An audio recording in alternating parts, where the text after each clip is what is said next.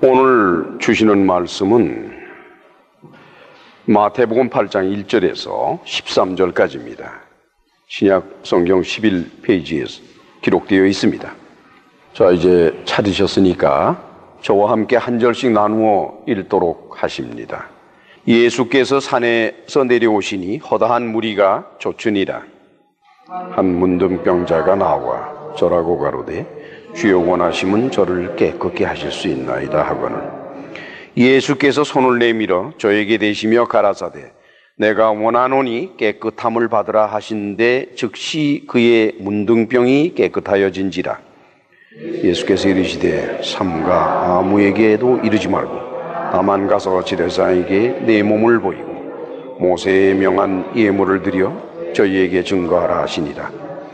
예수께서 가버나움에 들어가시니 한 백부장이 나와 간구하여 가로되 주여 내 하인이 중풍병으로 집에 누워 몹시 괴로워하나이다.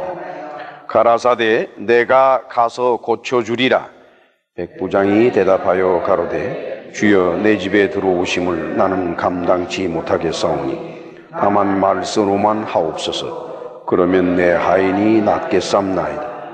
나도 남의 수하에 있는 사람이요 내 아래도 군사가 있으니 이더러 가라 하면 가고 저더러 오라 하면 오고 내 정도로 이것을 하라 하면 하나이다. 예수께서 들으시고 기히 여겨 쫓는 자들에게 이르시되 내가 진실로 너희에게 이르노니 이스라엘 중 아무에게서도 이만한 믿음을 만나보지 못하였노라. 또 너희에게 이르노니 동서로부터 많은 사람이 이르러 아브라함과 이삭과 야곱과 함께 천국에 앉으려니와 나라의 본 자손들은 바깥 어두운 데 쫓겨나 거기서 울며 이를 갈미 있으리라. 같이 읽습니다. 예수께서 백부장에게 이르시되 가라 내 믿은 대로 될지어다 하시니 그 시로 하인이 나으니라. 아멘. 우리는 이제 지난 주일까지 8주간에 걸쳐서 마태복음 5장에서 7장 일컬어서 산상수훈이라고 말하고 있는 예수님의 설교 모음을 살펴봤습니다. 상상수훈에서는 여러 가지 내용의 말씀이 기록이 되어 있어요. 그런데 그 핵심이라고 볼 수 있는 것은 7장 21절에 나더러 주여 주여 하는 자마다 천국에 다 들어갈 것이 아니요 다만 하늘에 계신 내 아버지의 뜻대로 행하는 자야 들어갈 것이다는 그 말씀으로 봅니다. 하나님에 대한 믿음이 전제가 되어 있으면서도 그 믿음이 실천되는 그것을 강조하는 말씀이지요. 우리 다시 7장 24절에서 27절까지를 다시 같이 읽으십시다. 7장 24절에서 27절. 그러므로 누구든지 나의 이 말을 듣고 행하는 자는 그 집을 반석 위에 지은 지혜로운 사람 같으리니 비가 내리고 창수가 나고 바람이 불어 그 집에 부딪히되 무너지지 아니하나니 이는 주초를 반석 위에 놓은 연고요 나의 이 말을 듣고 행치 아니하는 자는 그 집을 모래 위에 지은 어리석은 사람 같으리니 비가 내리고 창수가 나고 바람이 불어 그 집에 부딪힘에 무너져 그 무너짐이 심하니라. 구약 성경은 유대교인도 열심히 읽고 또한 기독교인도 열심히 읽는 책이올시다. 신약 성경은 유대인들은 읽지를 않지요. 근데 우리 기독교인들만 읽는 책입니다. 구약 성경이건 신약 성경이건 전체를 다 살펴보면은 거의 대부분이 삶과 신앙에 있어서 인생을 살아가는 삶과 그리고 종교적인 신앙에 있어서 이런저런 일을 해라, 이런저런 생각을 해라, 이런저런 것은 하지 마라, 이런 생각은 하지 마라 하는 식으로 실천에 관한 어떤 논리나 또는 철학이나 이런 것보다도 실천에 관한 말씀으로 가득 차 있습니다. 따라서 성경을 읽고 또한 목사로서 가르치고 또한 삶에 우리가 그리스도인으로서 적용을 한다 할 때에는 행함과 실천이 아주 많이 강조되는 것이 성경이라는 책이올시다. 그런데 우리 기독교에서는 죽어서 천국 가는, 일컬어서 구원이라고 말하는 그것은 우리의 행동에 따라 결정되는 것이 아니라 오직 믿음으로만 된다라고 되어 있습니다.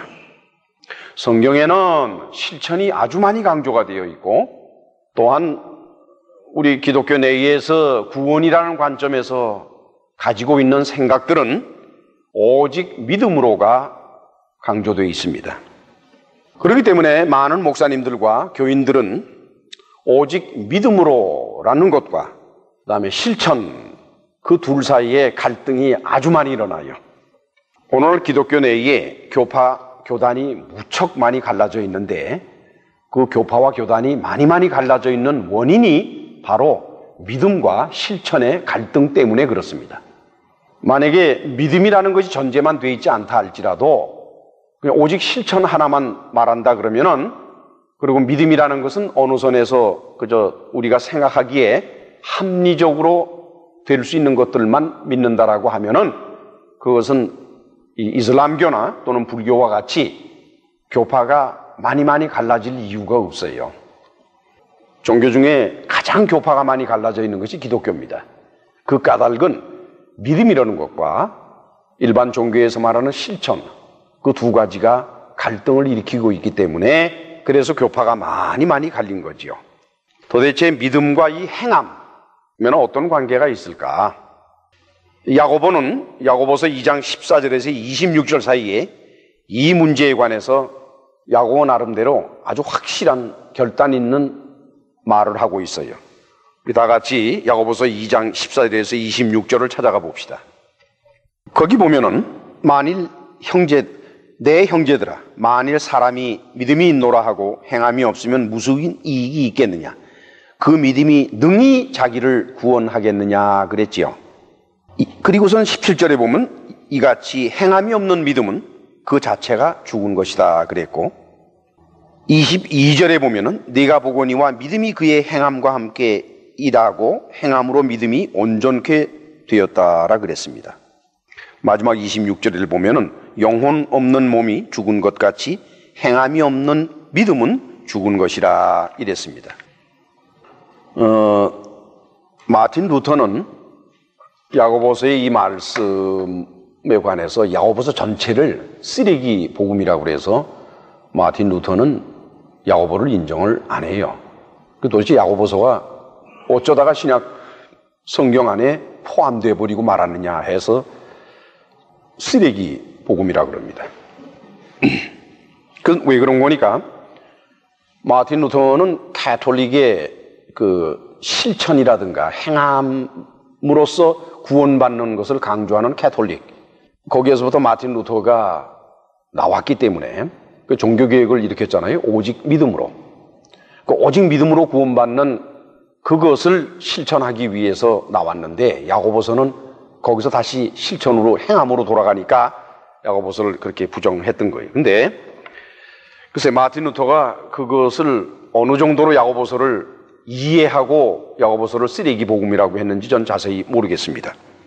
근데 이제 제가 살펴본 것으로서는 여기에서 그 믿음이 능히 자기를 구원하겠느냐라고 하는 이 구원, 야고보가 말한 구원은 소테리아가 아니라 소조입니다. 소테리아 그러면은 이제 영혼의 구원, 천국 가는 구원은 소테리아라고 헬라어에서 말을 하고, 소조라 그러면 일반적으로 인생의 삶의 고난에서부터의 병이 고침을 받는다든가 이런 것이 소조에 해당됩니다. 지금 야고보서 전체를 살펴보면은 영생의 구원을 야고보가 지금 말하고 있는 것이 아니에요. 야고보는 야고보서에서 사람이 인생을 살다 보면은 이런 어려움 저런 어려움이 있는데, 그런 어려움에서 고난에서 구원받으려면은 너희가 말로만 가지고 생각만 가지고 믿음을 말하지 말고 실천을 해라. 그래야 병도 고침을 받고 인생의 고난도 해방을 받을 수가 있다 하고 말하는 관점이지요. 제가 살펴본 바로서는 야고보는 천국 가는 구원보다도 오히려 인생의 고난으로부터의 구원을 많이 강조했다라고 저는 보는 겁니다. 그렇기 때문에 이 문제를 가지고서 쓰레기 복음이라고 말한 마틴 루터에 대해서는 제가 동의를 할 수가 없어요. 신학적으로 그 사람의 생각에 대해서는 제가 동의를 못합니다. 야고보는 말이죠, 결론 부분 5장 13절에서 18절 사이에 이런 말씀을 기록해 놨어요. 너희 중에 고난당하는 자가 있느냐? 저는 기도할 것이요. 즐거워하는 자가 있느냐? 저는 찬송할지니라. 너희 중에 병든 자가 있느냐? 저는 교회의 장로들을 청할 것이요. 그들은 주의 이름으로 기름을 바르며 위하여 기도하라. 믿음의 기도는 병든 자를 구원할 것이다. 병고침과 인생의 고난의 문제, 믿음으로 해결을 해라 하는 게 야고보서 전체의 주장이에요. 자, 그렇다 그러면은 도대체 인생의 고난을 해결해 나가고 특별히 병으로부터 그 병고침을 받고자 하는 믿음, 이게 도대체 어떤 믿음이길래 야고보는 거기다가 단순히 믿음이라는 마음만 가지고는 되지를 않고 실천을 해야만 된다, 행함이 있어야만 된다라고 강조를 했을까? 누차에 거쳐 말씀을 드립니다마는 언어라고 하는 것은 한 민족의 생각, 사상을 표현해 주는 수단이 언어입니다. 그래서 그 언어 체계를 살펴보면은 그 민족마다 언어 체계가 달라요. 왜 그런 거니? 민족마다 사상이 다르기 때문에 그래요. 생각이 다르고 역사와 전통이 다르기 때문에 언어의 체계가 다릅니다. 여러분, 믿음이라고 우리 한글에서는 믿음이라는 말 하나밖에 없어요. 한 단어밖에 없는데 그 믿음이라는 단어가 영어권에서는 몇 개로 나누어지는지 제가 한번 여러분들에게 소개를 해드릴게요. 웹스터 사전을 보면은 그 우리말로 믿음이라고 이렇게 말할 수 있는 것이 5가지가 나옵니다. 하나는 belief, 또 하나는 faith, 또 하나는 trust, 그 다음에 confidence, 그 다음에 credence. 이 3가지, 5가지. belief라는 건 뭘까? Even though absolute certainty may be absent. 확실한 게 없을지라도 implies mental acceptance of something as true. 어떤 사건이나 어떤 사실을 진실한 것으로서 받아들이는 게 belief이에요. 그래서 belief라고 하는 건 종교적인 의미도 많이 가지고 있지요. 그 다음에 faith라는 건 뭘까? faith라는 것은 말이죠, complete, unquestioning acceptance of something even in the absence of proof, especially of something not supported by reasoning. 그러니까 논리적으로 들어맞지를 않더라도, 잘 들으셔야 돼요. 웬거니 기독교 교회 다니는 분들이 상당한 착각에들 빠져 있어. 논리적으로나 이치적으로나 이론적으로 들어맞지를 않더라도, 그리고 absence of proof예요. 증거도 없어요.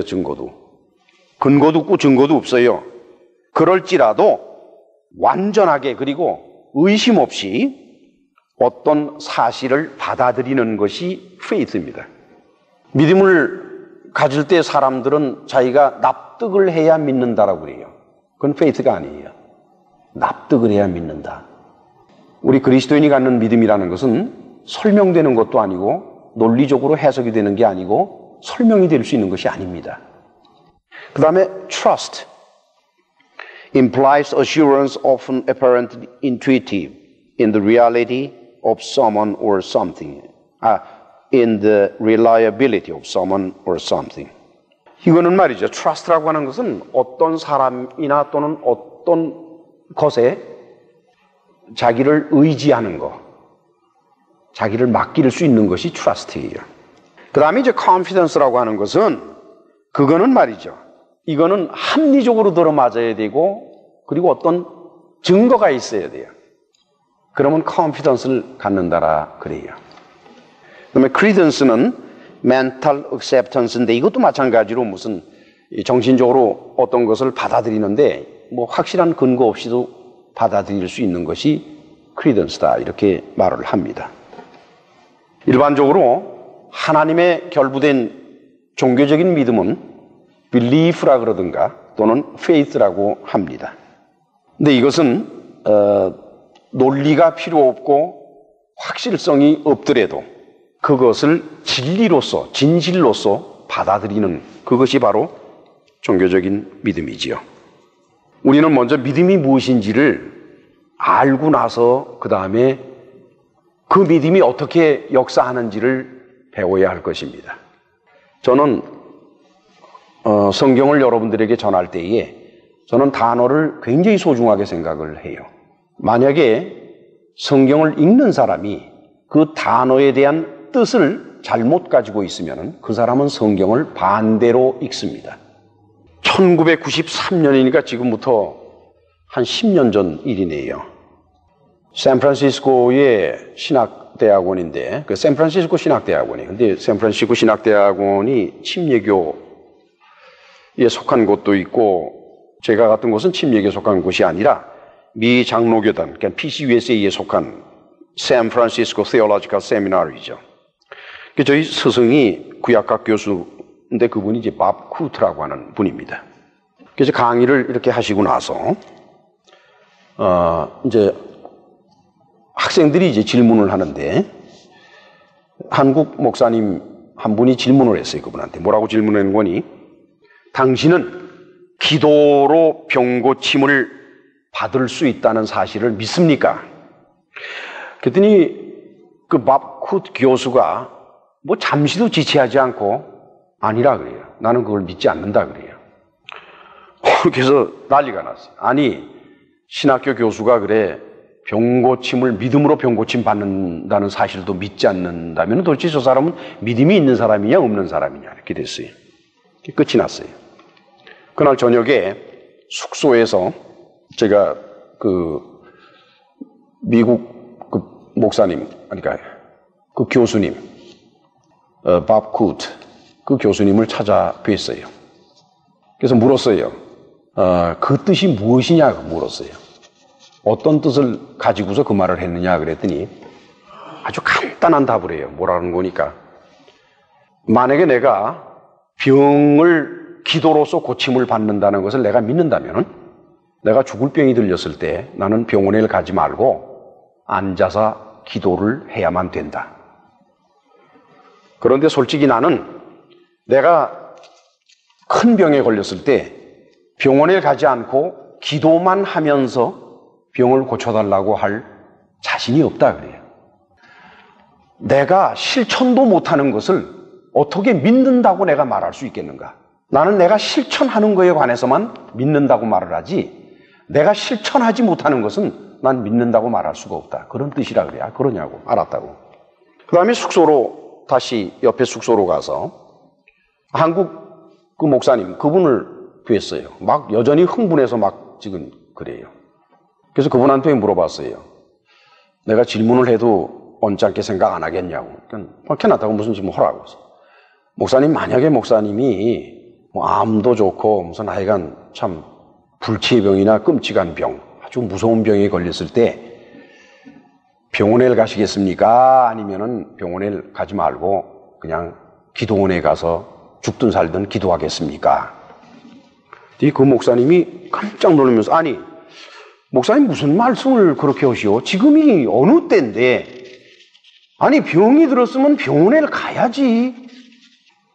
아니 그렇게 제너럴하게 말씀하지 마시고 만약에 목사님 자신이 큰 병이 들었다고 그랬을 때 병원에 가시겠습니까? 아니면은 기도원에 가서 기도하면서 병 고쳐달라고 하나님한테 매달리기만 하겠습니까? 한참 가만히 있더니요. 병원에 가야죠. 병원이 현대의학이 얼마나 발달을 했는데 병원에 가야죠. 그러시냐고.